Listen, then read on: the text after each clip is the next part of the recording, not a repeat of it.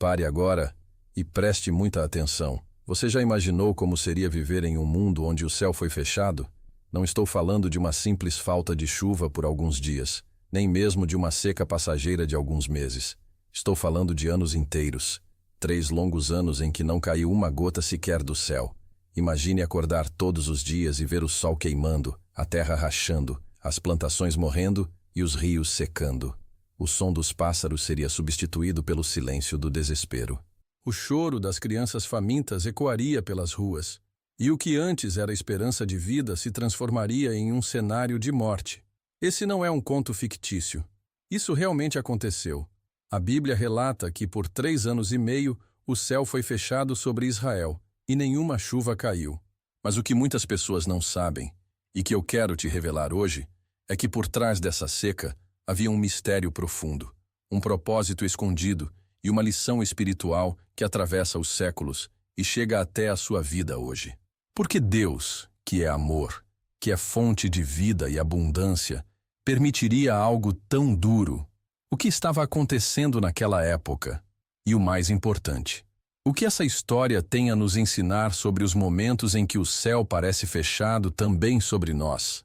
É isso que vamos descobrir agora. Tudo começa com um homem chamado Elias. Diferente do que muitos imaginam, Elias não era um sacerdote de grande posição, não era um rei poderoso, nem alguém de influência política. Ele era apenas um profeta, um homem comum, mas que carregava dentro de si algo extraordinário: a voz de Deus. Naquela época, Israel estava sendo governado por um dos reis mais perversos da sua história, o rei Acabe.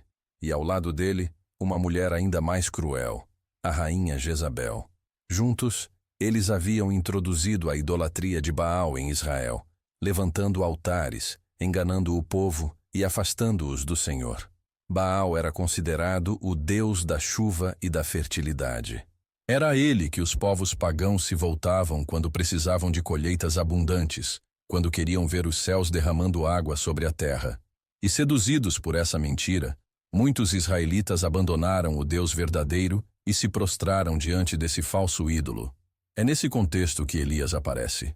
Com ousadia, ele se coloca diante do rei Acabe e declara uma palavra que mudaria tudo. Assim diz o Senhor: não cairá orvalho nem chuva nestes anos, senão segundo a minha palavra. E imediatamente o céu se fechou. Dias se passaram. O povo olhava para o céu esperando uma nuvem, uma brisa, qualquer sinal de que a chuva voltaria. Mas nada acontecia. Meses se transformaram em anos, e a seca se tornava insuportável. A terra, antes verdejante, agora estava rachada. Animais morriam no campo. Crianças passavam fome. Famílias se desesperavam. E os que antes acreditavam em Baal começavam a perceber: o ídolo que prometeria chuva e prosperidade não tinha poder nenhum. Elias, por outro lado, estava sendo sustentado de forma sobrenatural. Primeiro, junto ao ribeiro de Querite, onde corvos vinham diariamente trazer pão e carne para ele. Depois, na casa de uma viúva em Sarepta, que tinha apenas um punhado de farinha e um pouco de azeite, mas que pela palavra do profeta nunca deixou faltar alimento em sua casa. Enquanto a terra morria, Elias experimentava milagres. E aqui já existe uma lição. Quando o céu parece fechado para todos, Deus sempre encontra uma maneira de sustentar aqueles que confiam nele. Mesmo no meio da escassez, há provisão para quem permanece fiel. Mas o que estava por trás de tudo isso? Por que Deus decidiu fechar o céu? A resposta é simples e ao mesmo tempo profunda. O problema não era a falta de chuva. O verdadeiro problema era a falta de fé. O povo de Israel havia se esquecido de quem era o verdadeiro Deus. Eles haviam trocado a fonte da vida por cisternas quebradas que não podiam reter água. Deus permitiu a seca não apenas como juízo, mas como uma revelação. Era um confronto direto com Baal. O Deus da chuva mostrava-se impotente, incapaz de trazer sequer uma gota de água. Enquanto isso, o Deus verdadeiro, ao fechar o céu, mostrava que somente Ele tem o poder de controlar as estações, a natureza e o destino do homem. Muitas vezes, isso também acontece conosco. Não com seca literal, mas com áreas da nossa vida que parecem secar. Áreas onde nada dá fruto, onde tudo parece estagnado.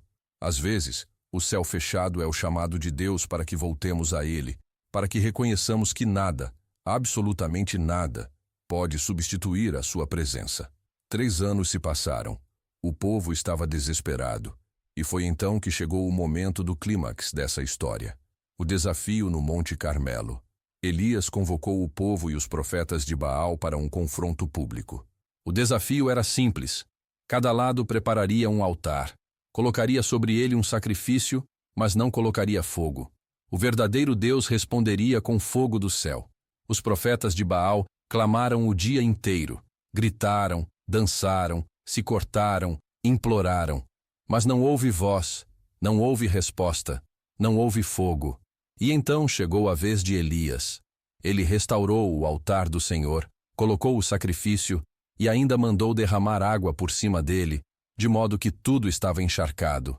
E com uma oração simples, Elias clamou: Responde-me, Senhor, para que este povo saiba que tu és o verdadeiro Deus. E naquele instante, o fogo desceu do céu, consumindo o sacrifício, a lenha, as pedras e até a água que estava na vala. O povo caiu com o rosto em terra e declarou: Só o Senhor é Deus, só o Senhor é Deus. Foi nesse momento que o coração do povo voltou-se novamente para o Senhor. E depois desse arrependimento, Elias orou mais uma vez. Ele orou até ver no horizonte uma pequena nuvem do tamanho da mão de um homem. Aquela pequena nuvem foi o sinal. Logo, o céu se encheu de nuvens escuras, e a chuva finalmente voltou a cair sobre Israel.